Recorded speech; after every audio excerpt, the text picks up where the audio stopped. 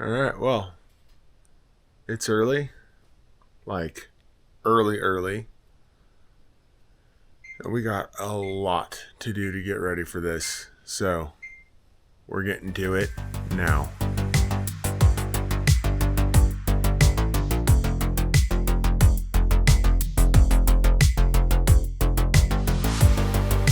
Alright, so, I've been putting all the Rivnuts in for my roof panels. Originally, I was going to weld a bunch of nuts to the back side of this. And I started doing that, and I've welded thousands of nuts to things.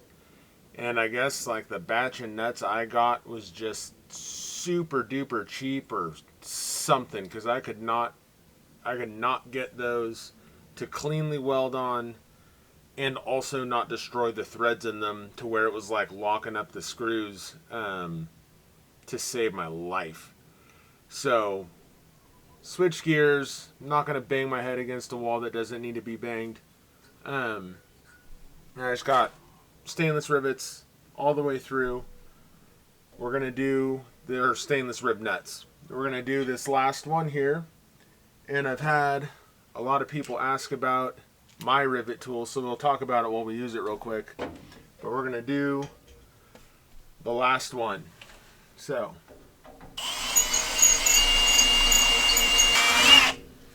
drill the hole.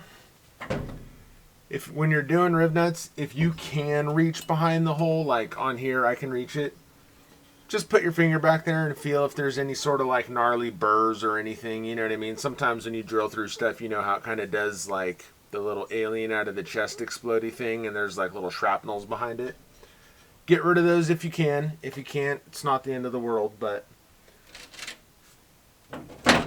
so my tool is an FSI 100 or D100. So this is a military surplus one.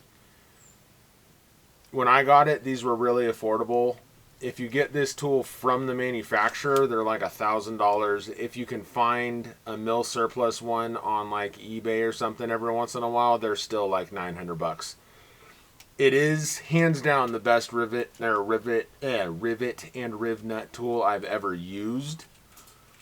And it's absolutely worth it if you do riv nuts and stuff a lot. But otherwise, regular riv nut tools work just fine. This one's just really nice. But thread your thing on, take up the slack, put her in the hole. This one's hydraulic, so you just pump up the pressure till your riv nut's seated, and then it's got a little button while you're holding it closed. Push the button and it releases.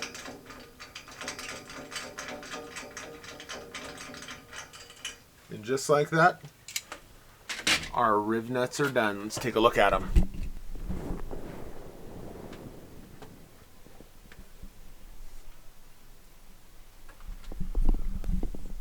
So I'm going to prep the panels now. We're going to put kill mat on the back side of all of them so that it kills any sort of weird vibrations that might go through them, because they're 040 aluminum. They're like not tin can thin, but they're thin. So it's going to be real prone to like being noisy, and you know what I mean. So we're just going to knock that out before it's a problem.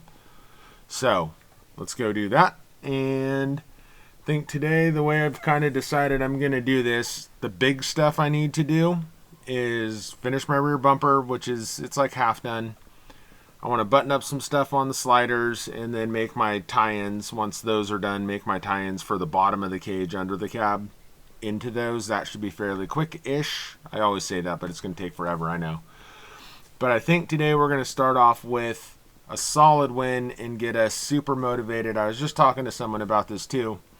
And they're like, oh, I know I need to do like this. And it's like this huge list of like work, right? Like rust repair and the stuff that's not that fun to do if you're a normal human. And like I told him, sometimes you just got to do the quick win stuff. You know, don't do quick win stuff that's going to set you backwards in the big picture. But like today, I need to get my interior all back together anyways. I'm going to start the day off on the right foot and get my interior back together. And then the inside of my truck's done.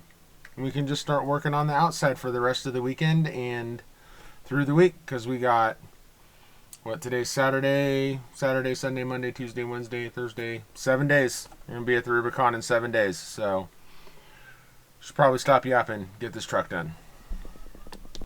So these are going to go right here.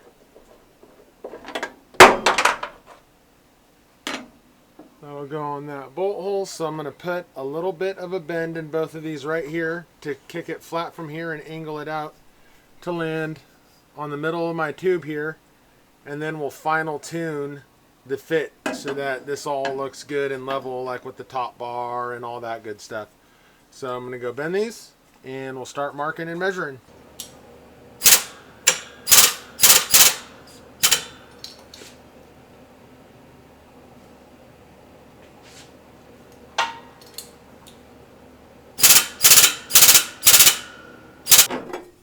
So here's our bend. That lines up perfectly with that. I just need to shave, you know, like a 1/4 inch off of this.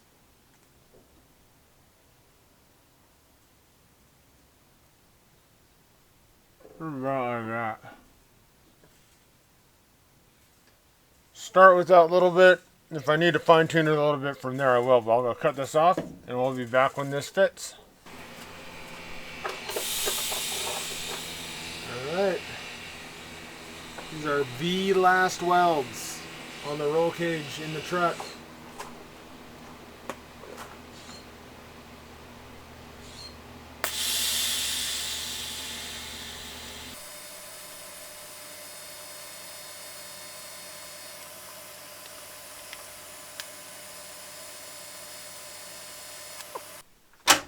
Alright, so we're going to start putting our panels in. We're going to do these front two first, and as I was talking about earlier, I kill matted the back side of both of them so that when they're in there and you get the vibrations going through the cage in the truck, these can't rattle at all. They're dead for that. So start bolting these in.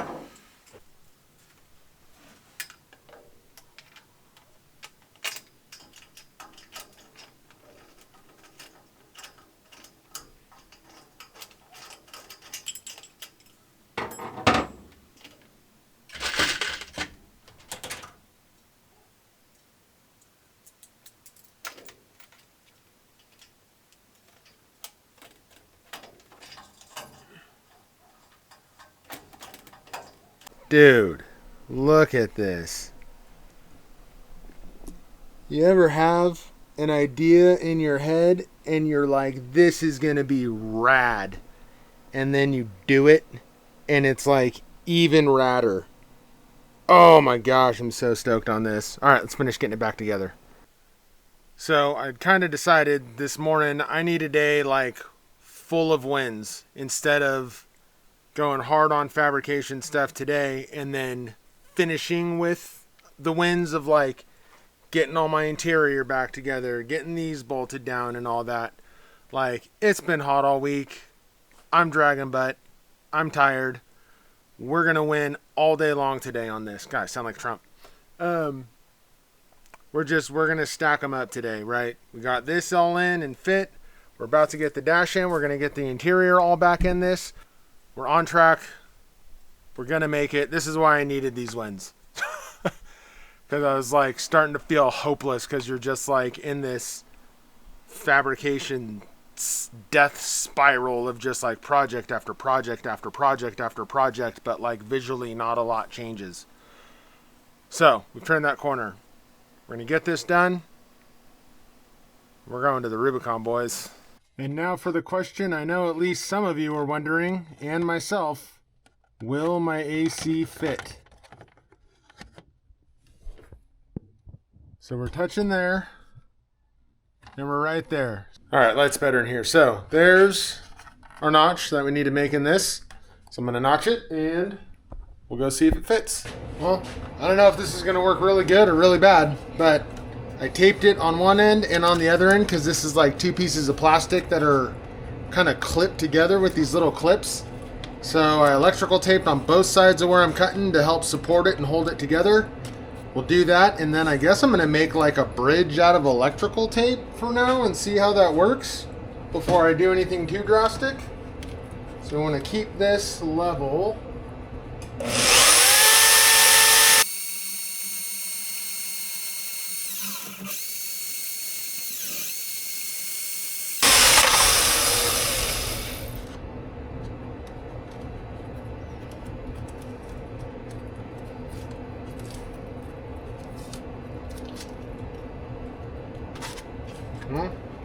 Pretty rough, but let's go see if it fits. Alright, let's find out. Oh yeah, that'll clear now. So we'll tape this up and put it in. It'll work for now, but there's our custom electrical tape duct. Open that up. You should still get decent flow through there.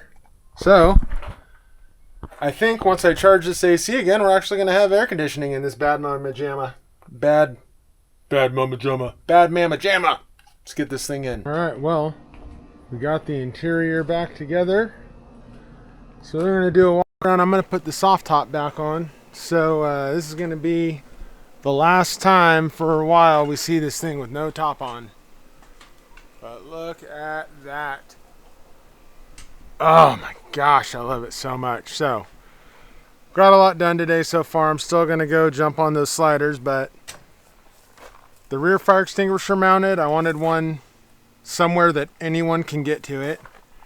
We got our back seats in, the Escalade seats. I've kind of been prototyping a bracket for that. That's not going to be $500. Stay tuned for that. But we got this all back together. Console in, gauges in, stereo in.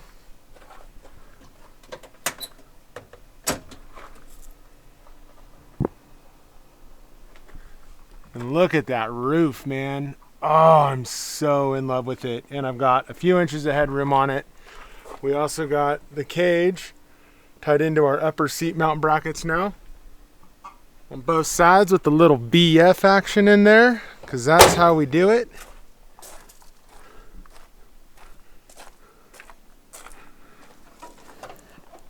The top of our shock hoops and our dual battery, if you remember that.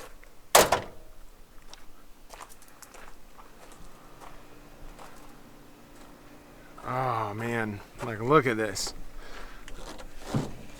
Oh. Like how stinking cool, dude.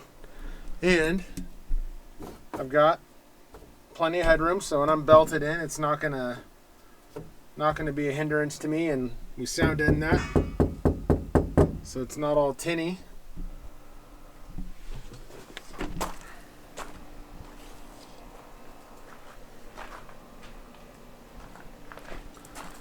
Oh my gosh. It's amazing what just putting your truck back together can do for like your motivation, you know what I mean?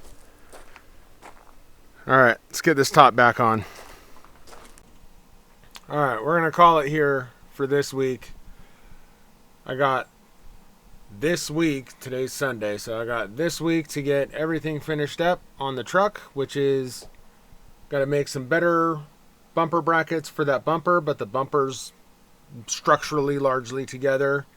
Got to finish weld those plates onto the slider, but they're on there. That's just weld them, let them cool down, paint them, bolt them back on. Exhaust still, and I think that's about it. I'm sure there's a couple little miscellaneous things. So I've got 4 days after work to get that all done and ready.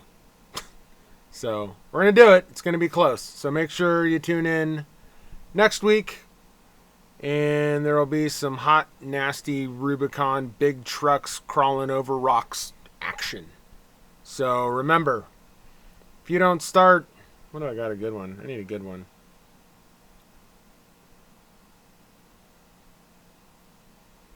if you don't start enjoying when it's all coming together, I mean, look at this, dude. This is so killer. You'll never get finished.